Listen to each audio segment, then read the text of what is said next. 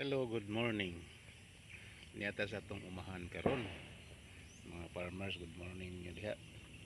Na ako i-transplant bago lang mga 1 week na ni kapin. Red hot pepper F1. Ano siya oh. Nakabuno na tagaduha. Medyo nilihok na gid siya. Dako na, tubo na. Ano yung silingan oh. Onya nag-intercrop ta ani og mais atong gitistingan. Sweet corn. Yes, kilid. Oo. Mao na man harvest. Tubo na sa do. O ato na gitry karon og intercropping kay na ko nakita sa YouTube nga nag-intercrop. Naka-harvest mo po siya kuna sa iyang mais. Yellow corn eh, mahal ba yung yellow corn? So ato ni gitesting yun sa ilakaw ani. So nga ako ang red hot pepper mao ni siya. Tubo na. Yang ihang mais na galin niya oh.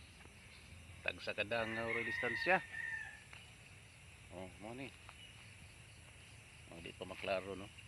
Itong madul-dulan. Oh, kana oh. Oh. Oh, na siya. Nalagi namatay ko sa tuang red hot ilisanan. Uy.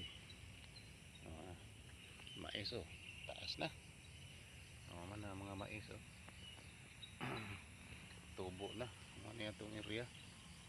Dili kay dako ni ang ato ang red hot mga 500 na kapunuan eh. Ato mais oh. Pagdas ng mais oh. Sili oh, taas na kayo. Kaduha na takap na abono. Galing niya ditong mais oh, skilid. Sa kilid ro na to gibutang. Na duol ro niya. Sakto lang kami distansya diri. So diha mo ni mais galing niya. Oh, galing niya. Nara diha sili, tunga.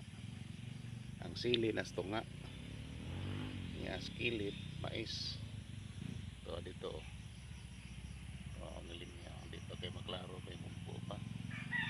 So niya ka diri, kita na nimo din. Okay, good morning. Click like sa diha, subscribe po daron na mo update sa ilakaw na itong bencho diri. Nananon ta og sili. Kay dito dapit sa nakita nako sa YouTube. Cotabato itong ilang area. 5 hektar na sili ang itanom. Lima ka na 5 hektar. Ngayon sila problema ko ng pagpang-harvest kay kuti. Di na problema kay suhulan na ito na harvester.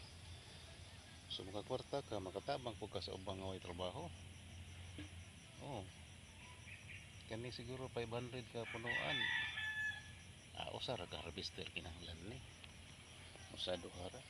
Maka sa ako lay harvest ani, mabuntag harvest daog na ni. Okay, mo ni lakaw sa tuang bencho diri, medyo ni tubo-tubo na. Isprehan na sa ni kay nanay nangot ko to.